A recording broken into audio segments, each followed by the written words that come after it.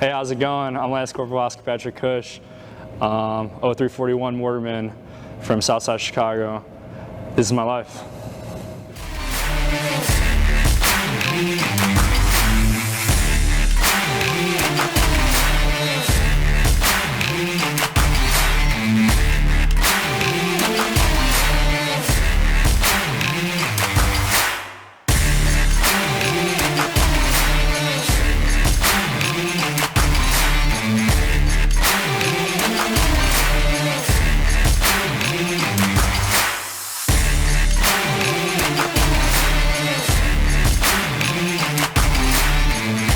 This guy's fighting now representing the Compound MMA, one of our many great fight schools here tonight. Oscar Cush, ladies and gentlemen.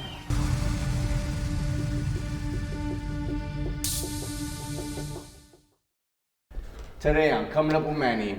We have someone who has one of the best last names I've ever heard, Oscar Patrick Cush. All right? He's 29 years young, but man, he's done a lot of things that only some of us can dream of.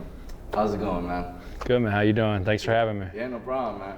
So, I see you involved in so many different things, all right? But at first I want to start off, how are you doing? I'm good, man. Good, you know, can't complain. Just happy to be here. I appreciate you inviting me to come on here. Yeah, no problem, man. So, I want to go back a couple weeks. So, I saw you guys protecting your neighborhood here in Chicago. Is that where you were born and raised? Or? Yeah, I grew up on the south side. Okay. Yeah, so I grew up on the south side, but I live pretty close, you know, not too far, so Irving Park. And yeah, you know, things have been pretty crazy, you know, but I'm just trying to keep the peace, you know, nothing, no. Yeah.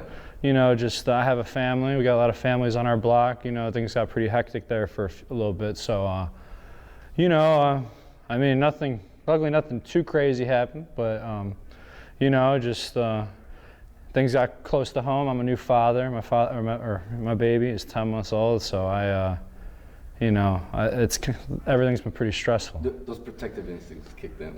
Definitely. Yeah. I mean, the protective instincts on top of the, you know, the military trauma coming up, you know, and you know, I got that Marine in me, so it's like ready to fight always, you know. And assessing the situation at all times. Yeah. So, but I think I got to be a little more. I got to chill out a little bit more too, you know. It's hard, man. Right now. But when you have kids, it's hard. Yeah, you know, so it's like exactly. You got the trauma, and then you got the fatherly instincts kicking in, and it's just like, yeah, I don't know. Luckily, I'm calmed down a little bit. I'm a little more chill, you know. I liked what your neighborhood did, though. You guys kind of all came together and said, all right, protesting is okay, but if you're going to just mess up the neighborhood, don't even come near us because we're going to kick you guys out.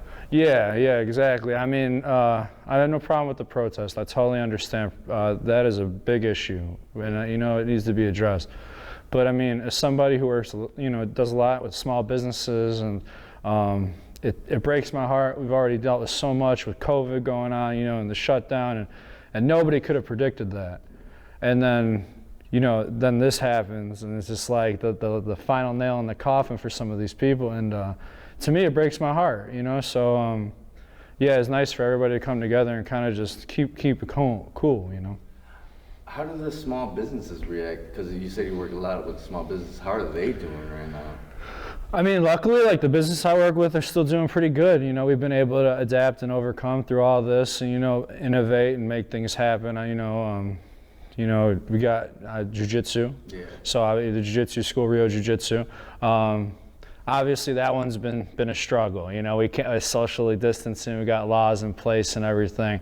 But luckily, you know, we've been able to keep the core group of guys. We do, you know, outdoor activities. We're training outside right now, and so far the gym is still making it through, and that's the goal, right?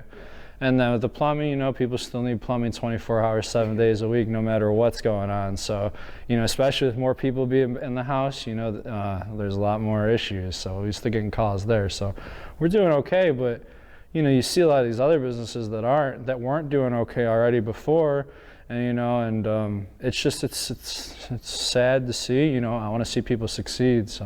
Yeah, definitely. So you touched on the jiu-jitsu part. How did you get into jiu-jitsu? Was it like something from like school, or did the military help you kind of choose that path, like to go get into it, like to come? Or how did you get into it? Because I know you're really embedded now into like MMA, jiu-jitsu, and everything. Yeah. Oh man, I mean, that could be a whole episode. Basically, I started wrestling going into eighth grade, going into high school. I lived down the street from some really good wrestlers, the Frias family from Richards High School, and they were good influence on me. They encouraged me to wrestle, so I did that.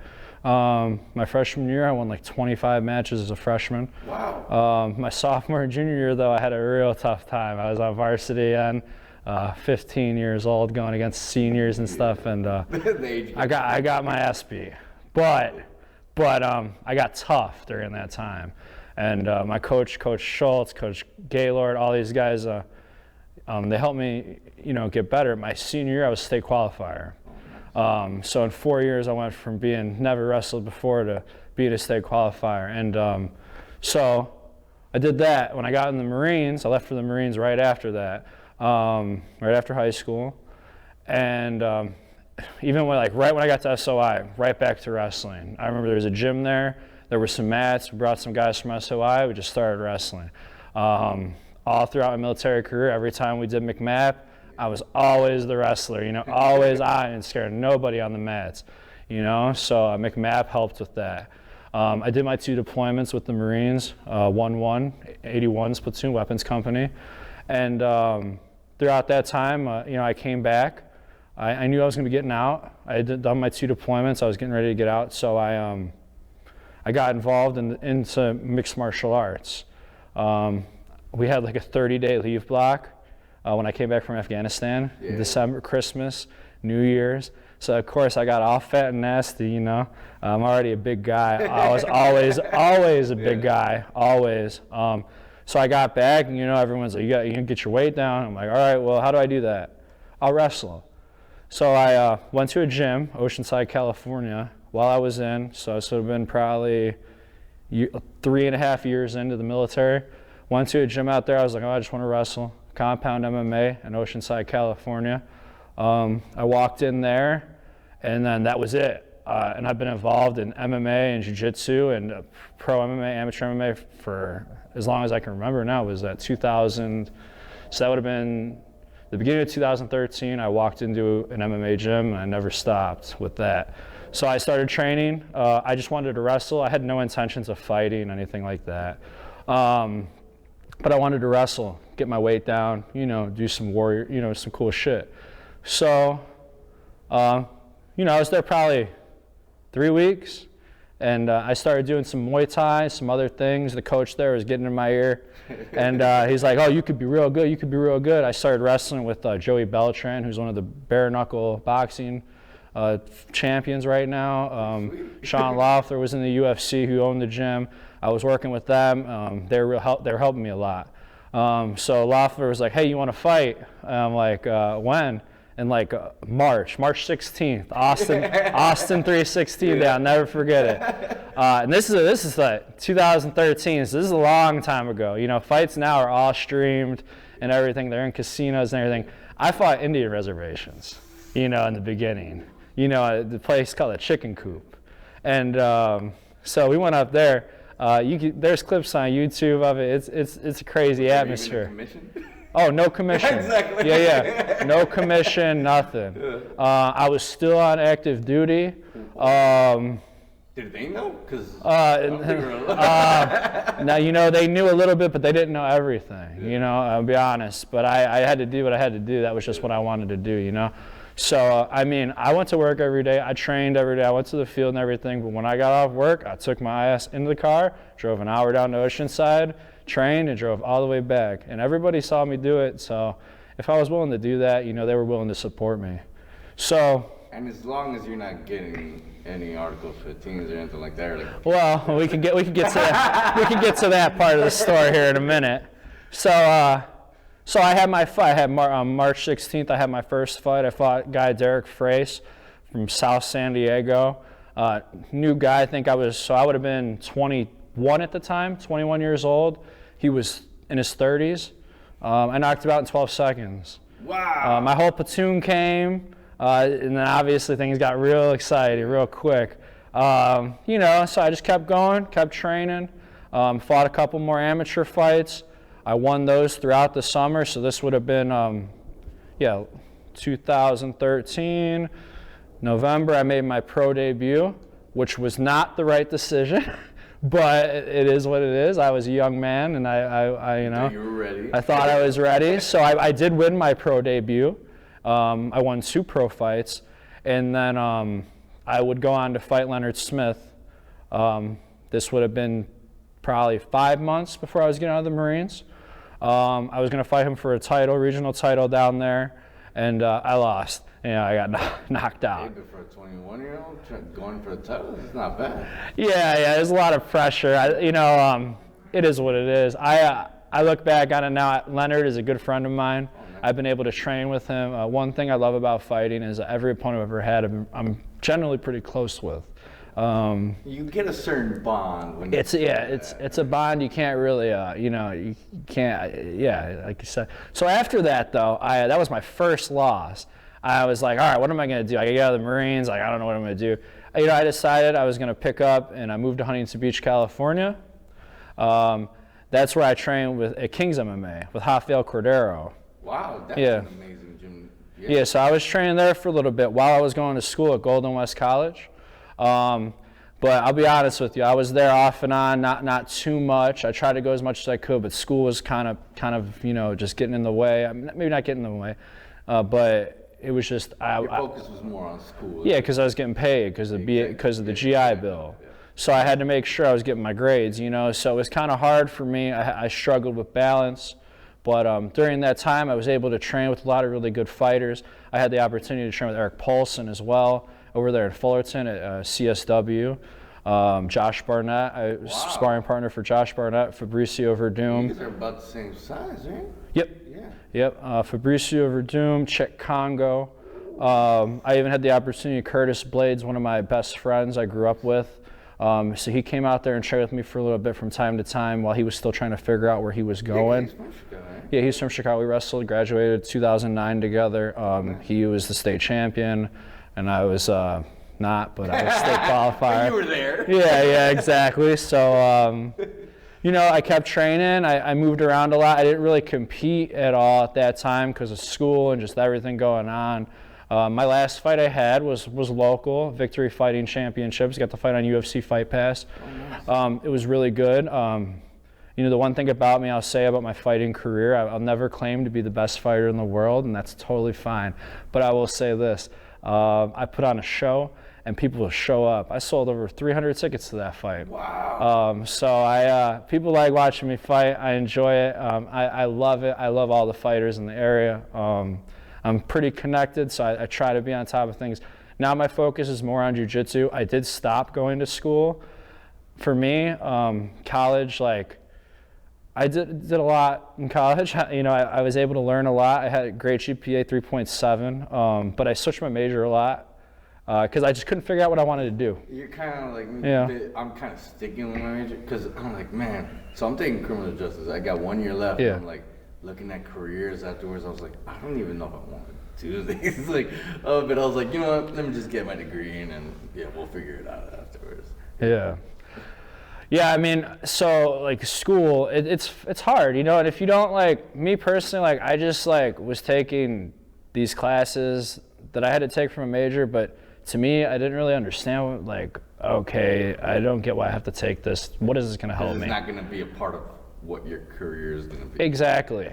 So I stopped going to school. I don't know if drop out is not the term, I don't think, because I didn't finish my classes. I just didn't re-sign, you know, for another semester. And I just decided, okay, I'm going to focus on jiu-jitsu. And that's what I've been focused on since. I've been able to get my purple belt. I'm hoping to get my brown belt eventually under Pete the Greek. Letsos, the Carlson Gracie black belt. And I'm very proud of that lineage. Like I said, I've been able to train all over I corner Curtis Blades in Croatia. Wow. I've been to the UFC PI. I've done all sorts of things in the community. And it's been an honor and a privilege to be a part of it. I love it. Jiu-jitsu for me is more therapeutic than anything. Ask that, do you think it's like, because you said you were doing it in the military and then you did it after. Do you think it helped that transition? Oh, I would say 150% Jiu-Jitsu has helped my transition. It's helped me be a better person. It's put things in perspective for me. I always encourage every veteran I know to get involved with it. I don't necessarily, I can't go to a therapist and talk to them. Been there, done. That's not really, it hasn't worked for me, you know, and that's okay. I'm able to recognize, I'm able to see that. I do different alternatives, right? Jiu-Jitsu I consider a privilege for me to train, but also I need it. It helps me both physically, mentally. You know, you get that physical exhaustion, you know. There's nothing like the strength of being able to move another person who's the same size as you and is fighting against you. That's not the same as lifting weights, you know. Lifting weights is great, but you know, you got another 300-pound guy coming at you, and you got to figure it out. You get aches and pains in places you didn't know you can get aches and pains. Very true. Very true. I remember when I was doing this the next day, I was like, I can't move my neck. Yeah, no, exactly. And that's part of the whole conditioning aspect of it. I mean, I've seen these bodybuilders come in and I'll ball them up. Yep. And I don't look like anything special. They look at me and they think, who's this fat guy? Yep. But I'll ball them up on the ground, you know. It's an interesting sport. But to go off of that though, you know, it's like chess, right? You have to constantly think about what you're doing next. What's the move? How am I going to counter this? How is he going to react? There's just so many different things. And then the tribal aspect of it. I love all the guys on my team. I may not, you know, always be buddy-buddy with them. I might be hard on them, but I care and love about each and every one of them. I want our gym to succeed. I want us to grow. I want us to win tournaments. If they don't want to compete, I want them to be successful in what they want to be. And I think that aspect is taken from the military. It's taken from family type of. Yeah, it's taken from wrestling. For me, I've always had that kind of little tribal mentality. So I just getting back into that. I think veterans sometimes I see they get away and you know they feel alone. And that's one way you could combat it, you know. And it also gets you back into that warrior mindset. It makes you feel like a badass again. That's important, you know. A lot of guys, they don't feel empowered. The adrenaline. Yeah. That you need. Yeah. Exactly. So I think it helps. It may not be the complete answer, but I think it's definitely a answer, and it's what's worked for me, and that's all I can really say. I never thought about it like that because I would go, and then I would do it, and I loved it. But you're right. It does become like a culture and like a family around how you live, how you see everybody, and yeah, I never thought of it. That would really help a lot of veterans. Yeah, and I mean, there's a foundation called the We Defy Foundation. We Defy? We Defy Foundation. They're particularly in the East Coast, but they do a lot of work with veterans, empowering them through jiu-jitsu. I would suggest looking into it. Anybody that's watching this, look into it if you're interested in jiu-jitsu. There's a lot there, you know. Where's the gym that you're training out of at right now? Rio Jiu-Jitsu Chicago, so we're right in Irving Park in Elston, right next to the Alps breakfast restaurant to the left. Okay, cool. So we've gotten into your jiu-jitsu, your background and everything. How did you get into MVP? Because I obviously just heard you want to be able to help out veterans Yep. and bring them in their transition and everything, and that to a lot of veterans is hard. Because when we get out, we feel like nobody's there for us. Nobody wants to really help us. Even though there are avenues through like the VA and stuff like that, sometimes we feel like they don't understand. So what exactly is MVP? So MVP is Merging Vets and Players.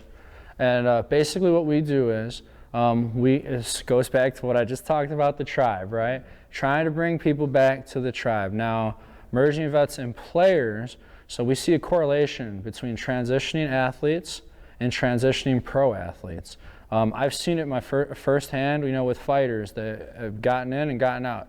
And the same thing with veterans, gotten in and gotten out. And sometimes these guys don't make the right decisions. They take the wrong pass and, you know, they feel lonely, they get depressed. I've lost a lot of friends to suicide. Yeah.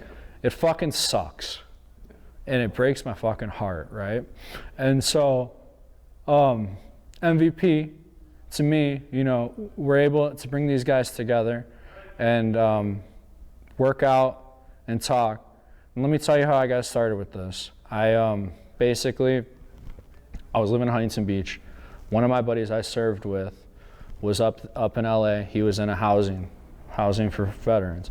And that's when MVP started, right? He went into MVP, went into the program. He connected me with Denver Morris. He's the program coordinator or program manager, in Los Angeles. And so he connected me with him on Facebook. We became friends. He messaged me a little bit about the program, wanted me to come up, check it out. At first, I just was like, I don't know this guy. What does he want me to come to this for? I don't have time for this. I don't know anything about this, whatever. At that time, I wasn't really going through much. So I didn't really understand, I didn't really get it. I was kind of just going to school. I got out, I just kept going, Didn't really have a chance to chill out. So I went up there though, eventually. He hit me up probably like 4 or 5 times, and then finally I'm all right, I'm gonna go check it out. I went up there, basically what happens, you go in, the MVP, when we have it in person, the first hour is a workout. And it kind of goes back to the same thing I was talking about jiu-jitsu. We have a workout for an hour, martial arts style workout. We'll hit pads, we'll do all sorts of different things, lift some weights, get that physical exhaustion. And then the next hour, we bring the combat veterans and we bring the former pro athletes together, and it's just a talk, talk about whatever's on your mind, what you're going through. If we can help you with something, we want to help you with that. Be resourceful and just create that network, get people together, work out for an hour, come if you want to vent, you want to talk shit, whatever you want to do. If you need help with something, that's what we're there for. So people like me, because I don't look it, but I'm 90% disabled. I had back surgery, I've herniated discs in my neck and stuff like that. How do you guys, are you guys able to have disabled vets as well? Or just people that can work out and kind of... No, we can, and we have had them in the past. Let me see. We've had them in the past. Sorry, I'm trying to think how to put it. We have them from time to time. Right now, for example, the reason I'm stumbling on my words is because right now we're obviously affected by COVID as well. So we're on Zoom. So right now we're doing it via Zoom, which is good and bad. It's good because we're able to reach more people, because we have this opportunity to do it virtually and get more people on. Get that personal. But a lot of veterans, they want the personal, they want to be in touch. So for what I do, we'll do extracurricular events. We go out on Saturdays, do workouts at the Forest Preserve, different things, go golfing, do all these different things, and hopefully we'll do more. Maybe you ever want to have an event here? Let us know, man. No, that would be great. I would love to do that, and we'll talk more about that for sure. I would say, anybody who's a disabled veteran, please feel free to reach out to me. I can talk to you, and we'll figure out how we can get you involved. If you can't do the workout piece, that's okay, but we'll figure it out. And if I don't have the answer, I can get the answer. Sounds good, man. So that's where I'm at. So how are you liking it so far, though? Because you just got that position right now, right during COVID. So actually, yeah. So I just stepped up into this position recently, last 2 weeks ago.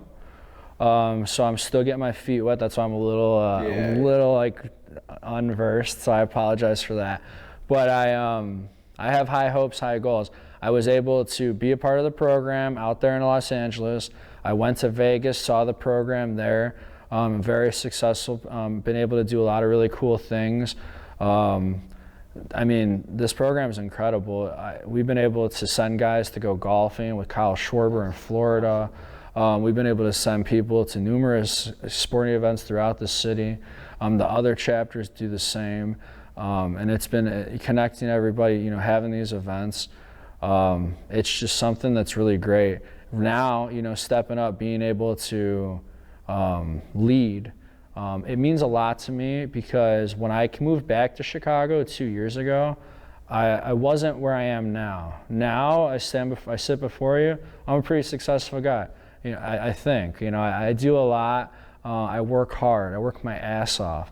2 years ago, maybe that wasn't the case. 2 years ago, I had a little bit of a mental breakdown, mental lapse. Things got hard for me. That was when I understood, like, oh, the transition sucks, because Because some people, it doesn't hit them right away when they get out. and it didn't hit me right away. And maybe it did, and I didn't see the signs, but Trust me, I understand completely. so it's like one day I woke up and I was just like, what the fuck, So I packed up my shit. I moved back to Chicago. I quit my job. I moved back, no job, nothing. Just start over completely. I've done that I don't know how many times now. Sometimes you have to, though. Yeah. To find that inner peace within. I mean, I say this, and then people will listen to this. They probably have no idea this even happened because I never really have ever talked about this. Really? Never really opened up about this. I moved back. I moved into my mom's basement. That didn't help anything. I love my mom to death, but for mentally, it did not help me. But having that family around you sometimes is a lot better than being alone. Yes, I agree with that. But I'm a proud man, and I at that time I felt very unaccomplished, and very depressed. And I think that almost got in the way of me and my mother's relationship there for a little bit. But I got my shit together. I was able to do that both through my community. I got back to my roots, right? That's what I did. So I got back in August. MVP opened up. I helped open it up. Bobby Weiss, the program coordinator at the time, I get to help him. We've done a fantastic job through that point, but they were able to help me. The family I've been able to get through that program were able to help me. I mean, I've gone through a lot of change in these 2 years. I went from, I didn't have a place to live. I was living with my mom, but like, I didn't have like a house, anything for my own. My car got repossessed. Shit got fucking hard. I didn't have a job. I couldn't find a job. Everything I was looking for really fell through. And then I just remember my friend telling me, you got to get back to your roots. Get back in the vet community, get back in the wrestling community, mixed martial arts community. So that's what I did. I got back. I connected with some guys I wrestled with. That's how I got involved with the plumbing. They helped me out. They've been able to empower me a ton. And then I was involved with Beat the Street Chicago, which is another nonprofit wrestling program. I've been able to be a part of that and inspired by that to be able to take what I've learned from seeing what that program's done and utilize it with merging vets and players. Obviously, I had a daughter, through all this. She's 10 months old, and my father was killed when I was 4 months old. So being a father for me is the number one thing in the world. Because you want to be there. It's like you don't want to miss a minute of it. I don't, because I know what it's like to not have my father, and it's fucking hard. It's always been. So for me, being a dad is the most important thing in the world, and I've turned my life around completely through that. I'm just so fucking proud of it, and I couldn't have done it without my communities, the wrestling community, the jiu-jitsu community, all the things we talked about, MVP, and now I've been given a lot of opportunities, and now it's my opportunity to give other people opportunities and change people the way I was changed, and that's my goal. So yeah, check us out, MVP. Be on the lookout. I'm gonna be at all these events, getting everybody's ass, telling them to come on, because all I want to do is help and be there for people. I don't want to lose anyone else to fucking suicide. Yeah. Knowing that this is what I got to do, this is what I got to do, and that's what I'm gonna fucking do. Yeah, within the past 2 years, I've lost one a year, one friend a year, and man, it's hard. And I respect you not only as a fellow vet, but as a man, because sometimes, like me, myself, like I don't want anybody's help when I like get to those low levels. Like I feel like, nope, I gotta do this. I just gotta grit my teeth and do it. But I know what you've been doing, and I'm honestly in awe because I didn't see it the way that you saw. Like I'm like, okay, I just gotta do it myself. And knowing that there's vets like you out there that kind of reach their hand out, be like, look, man. Everybody needs help. I needed one. Here's yours.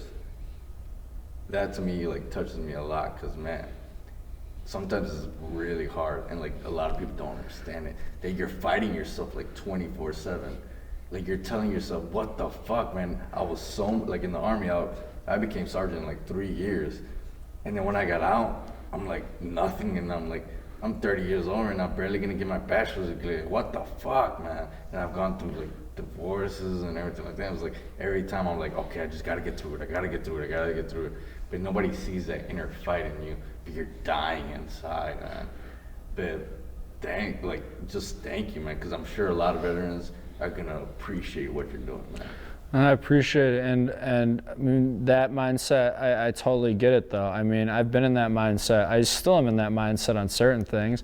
You know, I mean, I think that's it's typical outlook for a lot of veterans. They want to do things on their own. It's a chip on their shoulder. I've always had a chip on my shoulder. I probably still have a chip on. You can see me slouching because I got a chip on myself. You know, so I mean, I totally understand that. For a long time, I didn't think it was okay to reach out and that stuff, and sometimes I still feel weird about it. But I feel MVP is like the way you explain is different, because it's not like you have to make an appointment with the VA to go to talk to them. This is more like of a open, like just a type of like, hey man, you need a friend, we're here. I tell people this all the time, whether it's coming to jiu-jitsu, coming to MVP, coming to anything with me. All you gotta do is show up. The hardest part for fucking anything is getting people to show up. If you can step foot in the door, that's all you gotta do. I'll take care of the rest. You know, but a lot of people don't want to, and that's hard. And I've been there, and I know what it's like to not want to step in the door, right? I said I didn't go 4 or 5 times when he asked me, right? But once I finally stepped in the door, and I actually understood, you know, you make up. I think my mind plays tricks on me, as it does a lot of veterans, and you make up these different scenarios in your head going in, and that fuels your anxiety, and it fuels all sorts of things, and that's why you don't go. You know, that's why I didn't go, but I did. It wasn't what I thought it was, and you know, curiosity, you know, it's important. It fuels innovation, right? So I like to grow. You seem very enlightened. I mean, I try to listen to a lot of Joe Rogan. I don't know. Yeah, me too. Oh no, I probably talk like him. I don't know. I try, man, but I just I don't know. I ain't got life figured out by any means, but at least we're trying, right? Yeah, I never looked at like I'm a Marine, you know, so big leader. I like to lead, but I've never looked at like leading from the front or lead from the back. I like lead side by side. So you come with me, we would go side by side through this, we'll figure this out together. And that's what I'm trying to do with MVP. That's what I'm trying to do with my jiu-jitsu school. I'm not always the nicest person in the world, and I can be quite an asshole too. But I mean, a lot of people probably watched The Last Dance. Michael Jordan was quite an asshole too, but he was very successful, and the people that were with him were very successful. And I want everyone that's with me to be successful, because if they're successful, then I'm successful. Where is MVP located, and how can people get in contact? So Emerging Investment Players, when we do have session, is located in PAL Fit. That is by UIC on Racine. I can get you the info after this, and you could caption it across right there. Put that right there in a caption. Yeah, sorry. It's all good, man. Racing. Right now, we're doing everything virtually through Zoom. So if you want to get involved, I suggest you go to the website, vetsandplayers.org. You can get all your information there. You can become a member there. That'll walk you through everything. It'll show you your location. If you're from not from Chicago, that's okay. We're nationwide, so we have a chapter for everybody. Right now we have chapters in Los Angeles, Las Vegas, Chicago, New York, and Atlanta. And we're hoping to expand to more cities. But the good thing about being on Zoom is that we're able to hit other cities and, you know, and plant that seed in hopes that we can get a chapter there. Yeah, we got to talk about this, because I know somebody that's actually plays for the Philadelphia Union. So maybe we can. Yeah, that would be fantastic. I'd love to connect with them, and any vets, you know, any athletes, anybody that might have interest in this program, please come out. I want to be a resource for you. I want to help you, and Yeah, and you know, I want to help these people. But it helps me, you know. It helps me, you know. It's therapeutic for me too. So it's, you know, by me helping other people, it helps me. You know, I'm real big on serving. You know, I grew up in the church, learning serving the community and all that. I'm not gonna get all religious or anything like that, but the morals and the ethics that I learned from there and been able to, you know, utilize throughout my life. I'm very big on serving the community. That's another thing I really want to do with this program, and just give back, because like I said, I've been afforded a lot of opportunities, and I'm grateful for them. And I wouldn't have done any of the things I've done in my life if I didn't have people helping me. So now I get to do that for other people. So yeah, that's where I'm at with that. Same here, man. Second, I've had third, fourth, fifth opportunities, and I'm just blessed. But not everybody gets that. But thank you for trying to help out, man. I appreciate that a lot. I appreciate you. All right, man. How can people find you on social media? What do you have? Twitter? Yeah, I got Twitter, Instagram, Facebook. What other ones are there? What are the apps, though? It's all the same thing. Ogre Patrick Cush. Yeah, you can find me anywhere on the internet with that one. You type that in, so you could put that one across the screen. I'll give it to you. And yeah, reach out to me. I'm open to talk about whatever. That's cool. Yeah. Sounds good, man. Appreciate everything. Thank you for coming on, man. No, I appreciate you. Thank you. Like, is there anything you want to promote besides MVPs, your gym, anything else? Yeah, at Rio Jiu-Jitsu Chicago, if you guys want to come train, vets especially, please let me know. I'd love to get you on the mats. If you want to check out MVP, check out MVP. If you need a plumber, call me. I can do plumbing too. What's the name of your company? J. Bland Plumbing. We're a North Side company. We serve McHenry County, the city, you know, so hit me up. I'll hook you up there, whatever we need to do. Yeah, I'm here, so thank you. Thank you, guys. All right, no problem. Thank you for checking out this video. Hopefully you enjoyed the interview with Oscar Patrick Cush, and I love his last name. Yeah, hopefully you guys enjoyed it. Click like, subscribe, comment down below. Let us know what you think.